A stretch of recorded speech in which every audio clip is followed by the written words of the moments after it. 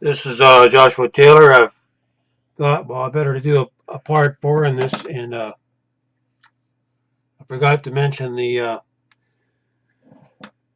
all these systems, the heating, and what you're going to use for fuel and things like that. And I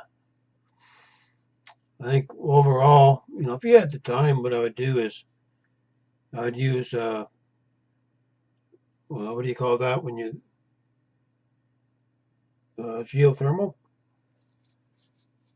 If you had the time and all that, and everything is uh, the ground is right and all that, you could actually use geothermal, where you use the earth to preheat your water, bring it up to a certain temperature so you can extract it with a heat pump.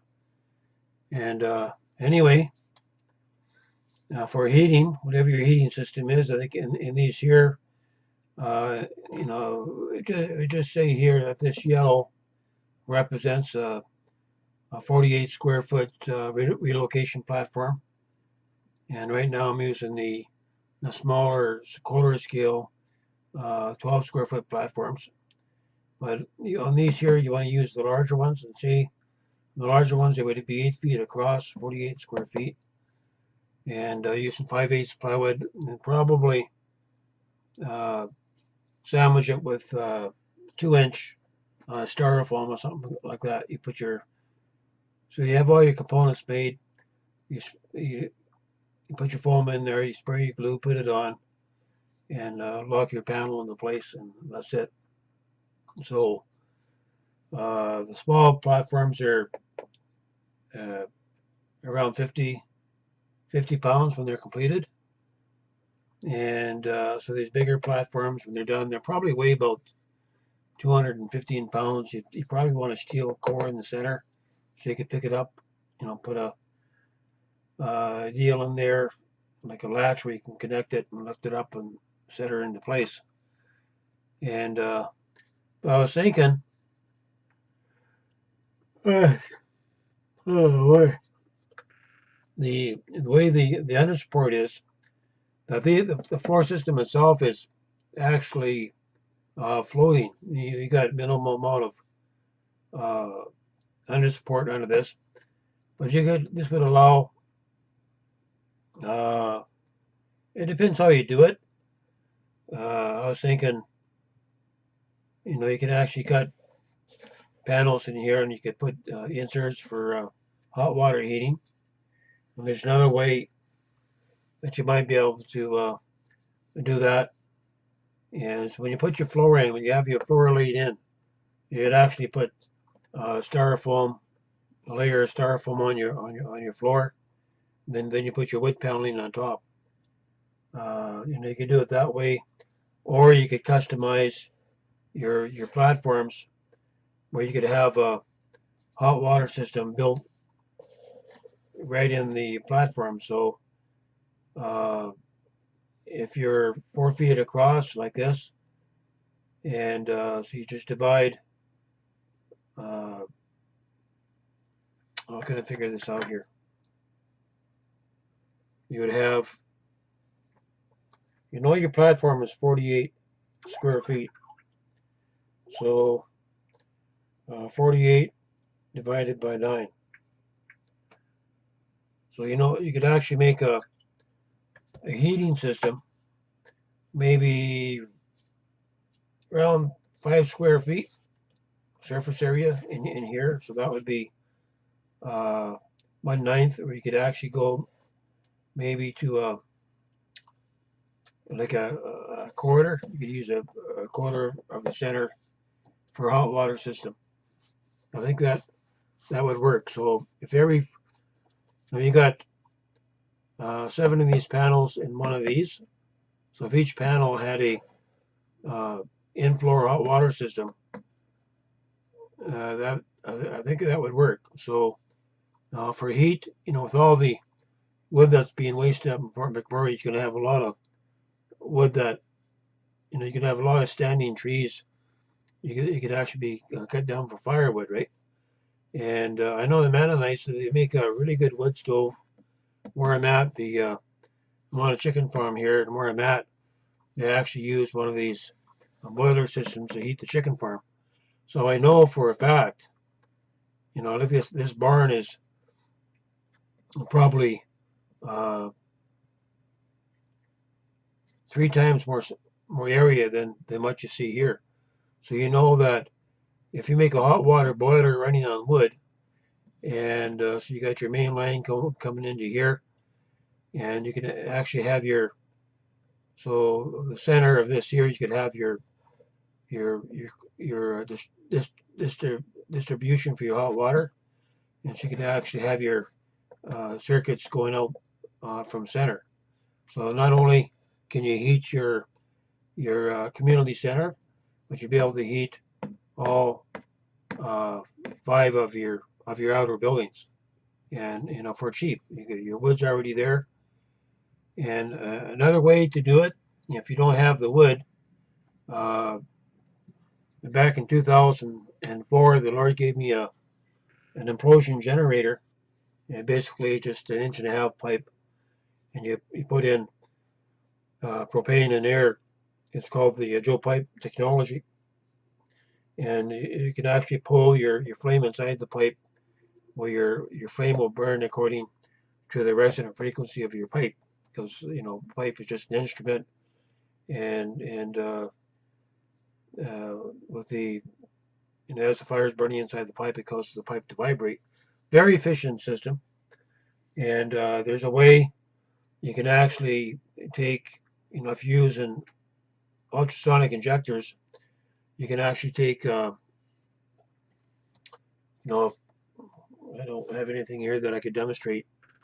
Now, if you got your pipe here, you make it into a double pipe, and then with the flames coming out on the end, you have 2 injectors, one for diesel, one for water, and so you still need your primary, you still need to create your heat, but you can actually take your ultrasonic injectors, and they spray in maybe 20 micron, or maybe even down to 5 micron on your water. And as it goes into the gap's around 1,000 degrees. So that's going to break the water vapor into superheated steam, and it's going to heat up it's going to flash the diesel into a dry vapor without combustion, because there's you would have no air inside your concentric gap. So the superheated carbon molecules of carbon from your diesel would pull the oxygen uh, out of your water, leaving a hydrogen. So you would have a fairly cheap supplementary fuel source that you could use to add to your use to create your steam heat or hot water heat. And for a hot water generator, same thing. You'd have a 3-inch plenum instead of maybe a 5-inch plenum. And so the outside, the concentric gap is makes up your hot water system, your boiler. You don't need big boilers. You can take a big boiler and reduce it down to a pipe system about this long, about this round. That would replace maybe a 20-gallon boiler, so you could make a hot water on demand system. And all you do is put your 1.5 inch Joe pipe inside your water system, and that's it. You insulate the outside, and as fast as the water can go through, you're heating it up. Because that little Joe pipe puts out about 2,000 degrees, and you're heating up, a 3-inch or 4-inch cavity about this long, and you can probably fill it full of sand or something like that. That would make it more efficient, where the sand would absorb the heat out of the superheated exhaust, and the heat would be transferred into your water, or you can even run a glycol, because your heat's so intense. You might be able to run something like a heating medium around the 300-400 degrees, and then you just use that to exchange that to the water. So when it comes to heating, I don't think it's going to be an issue. And so once this, once you set up one community like this and you get the bugs out, physically, it's not going to take much to get this set up because all your your foundation work, all your legs can be adjusted, so all this is uh, even, right? And so your platforms are even, so you would have your wheelchair access from here to here all the way through, and so it's a good little setup. And you got your heating, you got your under your floor, you have your septic and your septic and your water, and I think you pretty well covered all your bases. And I do like the idea of making the center a hex dome as opposed to a hex cabin or a hex house, where your hex dome give you a full main story. You would have a main floor, and you're on a 32. You would have a 16-foot top dome. Probably end up being just like a second story with a dome type of roof, and you would have lots of light coming in. So you could have that would be your upstairs upper room, uh, maybe a place where people can just come and gather and place for the kids or whatever. And but you need, you got lots of kids. You need to think about the kids too. But logistically, uh, having the right attitude. You're not doing this to uh, you're not using this to using this disaster up in Fort McMurray to get rich on. But if everybody works together, everyone could get paid. Everyone could donate their time or at least get something for their efforts. And in the end, you would have a disaster relief system. After it's said and done up in Fort McMurray, you'll be ready to handle basically any disaster in Canada, the United States, North America, or around the world. So this would be a business for as a believer. This is part.